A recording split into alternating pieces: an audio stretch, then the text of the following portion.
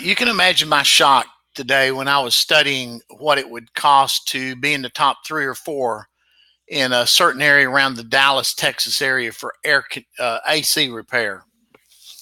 And, I've watched this go up over the years, but now it's gone up exponentially. According to this, for this particular area, to be in the number one position is $622 a click. Now, this is heating and air conditioning repair. To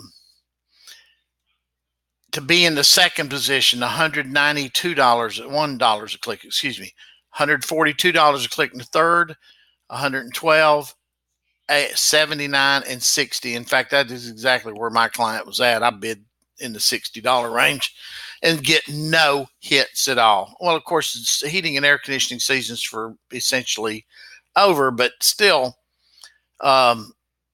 it's unbelievable to have to spend $60 a click. Now, my experience has always been 5 clicks to get a phone call, a couple of phone calls to get a job.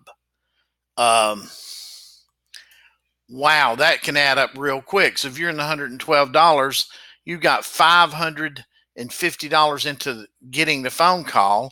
It may take 2 phone calls to actually get a job. You're paying $1,000 per job.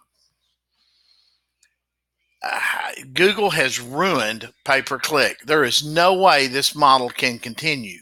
Now, Google has come up with this Google Local Services thing, and we're jumping off on it, but so's everyone else to get the flat rate pricing on a per lead basis. But, I think it's still out on whether that stuff works that well or not. You still need, because most of the big players in any market that I watch, they're doing both. They're doing both pay-per-click and they're doing the pay-per-lead local business ads. So in my mind, they're kind of locking the little guy completely out of the marketplace.